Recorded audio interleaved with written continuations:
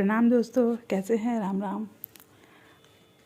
मैं एक बात सोच रही थी कि हम जब अपनी लाइफ के बारे में सोचते तो हम ये समझते हैं, मतलब आज मैंने कुछ देखा है इसलिए मैं मन की बात बोल रही हूँ कि हमें लगता है कि अरे हमारे पास ये नहीं है, कपड़े नहीं हैं, तो नौकरी नहीं है, तो पैसे नहीं हैं, तो इससे नहीं उससे नहीं, बहुत कुछ ही बातें जो हमारे दिमाग में चलती रहती हैं। तो जानते हैं, आज मैंने ऐसे भी देखी, मैंने वो इंसान का हाथ नहीं था और पैर नहीं था, भी नहीं थे और पैर भी नहीं थे, नकली पैर हाथ लगाए थे, बट वो अपना काम कर रहे थे, सामान बेच रहे थे, शॉप थी छोटी सी, ऐसे ही पे अपना वो काम कर रहे थे। तो उन्हें देख के मैंने यही सोचा कि हमारे तो पैर भी हैं, हाथ भी हैं, भगवान की कृपा से सब कुछ हमें भगवान ने दिया है, तो फिर हम इतना शिकायत क्यों करते हैं? जानते हैं, लाइफ से शिकायतें करना बंद कर दीजिए। आज मैं भी परेशान थी, मैं भी देखी इंसान हूँ, नेगेटिव हो जाती हूँ, तो मैं भी नेगेटिव हो गई थी। बट मैंने जब उनको देखा तो मुझे ये समझ में आया कि यार वो इंसान भी तो नेगेटिव हो सकता है, या होता भी होगा, डीमोटिवेट भी होता होगा, बट वो अपने घर, अपने परिवार, अपने बच्चों के लिए रोड पे खड़े होकर ठेले लगा है। उनसे तो बेहतर है हमारी ज़िंदगी ना। ठीक है, वो वही मैं कंपेयर नहीं कर रही हूँ, बट वहाँ ने हमें हाथ पैर पूरा बॉडी स्वस्थ दिया है, तो हम क्यों उस चीज़ का शुक्रिया ना अदा करें? क्यों हम भगवान को धन्यवाद ना बोले? भगवान को हमें अपनी हर चीज़ के लिए धन्यवाद बोलना चाहिए, क्योंकि जो उन्होंने दिया है वो बहुत दिया है। हैप्पी होली आप सभी को, आपको और आपके परिवार को बहुत बहुत बहुत बहुत बहुत शुभकामनाएं इस होली की। ये होली आप लोग की ज़िंदगी में बहुत सारी ढेर सारी खुशियाँ लाए और आप भी किसी एक की ज़िंदगी में खुशियाँ भरिए। ये होली का त्यौहार जैसे हम लोग का है, गरीबों का भी है, कहीं ना कहीं कोई ना कोई ऐसा होगा ज़रूर जिससे इस होली पे पैसे शायद उसके पास नहीं होंगे या खाने के लिए नहीं होगा, तो हो सके तो किसी गरीब का पेट भर दीजिएगा। अगर उसकी आत्मा खुश होगी आज से तो शायद वो खुशी अगली लेवल की होगी, क्योंकि मैंने देखा है, बोल रही हूँ, मैं करती हूँ, जो मैं करती हूँ मैं बताती हूँ। अगर आप किसी एक गरीब का पेट भरेंगे ना तो आपकी आत्मा को बहुत संतुष्टि मिलेगी। मैं मानती हूँ समय नहीं है, अपने से ही नहीं हो पाता है तो दूसरों को कहाँ से करें, मगर अब ज़्यादा कुछ नहीं, अच्छे तरीके से उसे मिठाई और एक में होली के रंग तो दे सकते हैं ना। आप क्या चिंता, आप उसे 2 रोटी सब्जी दे दीजिएगा। ऐसे तो शायद कहीं ना कहीं मैंने ऐसे ही एक बार देखा था कहीं पे, एक रिक्शे वाले थे, तो वहाँ से एक साधु, उनको अस्थमा भी था, तो वो सही से काम भी रहे थे और मुझे बहुत दुख लगा और वो रो रहे थे। उनसे जो था उसने कहा कि चलिए मैं आपको खाना खिलवा देता हूँ, तो वो रो रहे थे।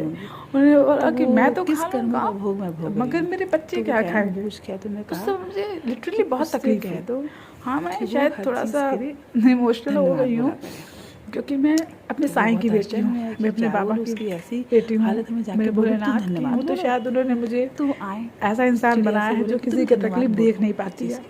तो मुझे ये लगता है कि मुझे किसी का तो मतलब किसी की ज़िंदगी अगर मैं खुशियाँ भर सकती हूँ तो कोई दिक्कत नहीं है। धन्यवाद बोलना शुरू किया, मैं कुछ मुझे अंदर से खुशी मिलती है, तो वही साधु मैंने सोचा मैं आपसे ही बोल दूँ।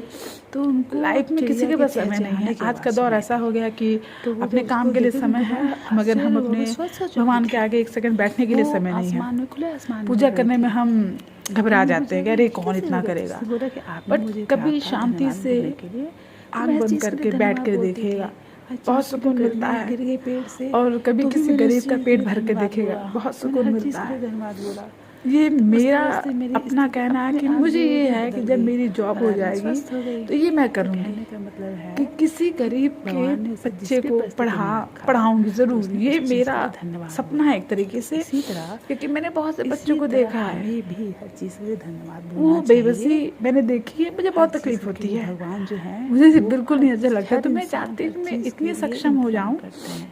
आज मैं पता नहीं क्या बोल रही हूँ, मगर ये मन की बात है मेरी, इसलिए मैं बोल रही हूँ। से भी किसी का पेट भरूं, इस लायक मैं बन जाऊं, किसी गरीब बच्चे को पढ़ा सकूं, इस लायक मैं बन जाऊं, कुछ भी कह लीजिए कि मैं अगर इस दुनिया में आई हूँ तो कहने का मतलब ऐसे ही ना जाऊं, इस गाने ऐसे से ही यही सीख मिलता है अपना ही करते हुए दुनिया से ना चल बसूं, क्योंकि मेरे पास तो बहुत कपड़े हैं पहनने के लिए, एक नहीं तो कुछ भी पहन सकती हूँ। बहुत से भगवान ने दिए, उसके लिए बहुत थैंक यू, बहुत बहुत धन्यवाद मेरे भोलेनाथ, आपने मुझे इतना कुछ दिया है। तो मैं देने वाला बनना चाहती हूँ। मेरे पास जो है उसी में से, चाहे मैं 100 कमाऊंगी तो उसी में से 10 दूंगी, मगर दूंगी जरूर। जानते हैं ये होली अगर हम लोग के लिए है तो किसी गरीब के लिए भी है। आप शायद ध्यान नहीं देते भी होंगे तो बहुत अच्छी बात है। कभी किसी गरीब को जो उस लायक है, जिसको चाहिए, निडी को भगवान कभी दे के देखिएगा, वो आपको कितनी दुआएं देगा। धन्यवाद कहता हूँ, वो आपको बहुत दुआएं देगा, आपके देंगे उसके लिए उसके लिए आप भगवान हो जाओगे। तो बस तो मैं ये नहीं कहती, मैं आज तक इमोशनल हो गए और मैं ऐसे ही मैं कुछ बोलने वाली थी, बोल रही हूँ कुछ और। मैंने हैप्पी होली के लिए फ़ोन किया था, मतलब रिकॉर्डिंग कर रही थी, बट मन में था बोल दिए।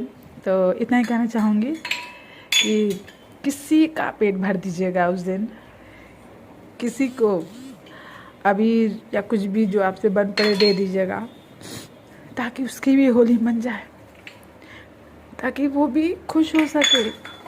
जानते हैं बच्चे किसी के भी हो, अपने हो चाहे वो गैर के हो, चाहे वो गरीब के हो, अगर आप उन्हें दुत्कारने की जगह प्रेम से 2 रोटी दे देंगे ना, तो आपका कुछ घट नहीं जाएगा। तो कहने का मतलब है कि होली भगवान आप लोगों की ज़िंदगी में खुशियाँ भरे और आप किसी की ज़िंदगी में खुशी भर दीजिए। एक की आपकी जितनी क्षमता है, आप कुछ नहीं दे सकते उसे, अबीर गुलाल और मिठाई 10-20 रुपए की ही दे दीजिएगा, बहुत होगा। अभी वह करके दिखिएगा, क्योंकि हम हैं इंसान और हम हैं भारत के रहने वाले, और हमारे भारत में हर प्रकार के लोग हैं। हमारा दिल बहुत बड़ा है। तो इतना ही कहना चाहूँगी कि सामने वाला अगर आपको कोई मिले तो उसे कम से कम 1 रोटी या कुछ भी दे दीजिएगा, ताकि उसकी भी होली मन जाए। सो आज के लिए बस इतना ही। हैप्पी होली सबके लिए, सबको भगवान सब कुछ दे। धन्यवाद, थैंक यू। मिलते हैं अगले ब्लॉग में। धन्यवाद।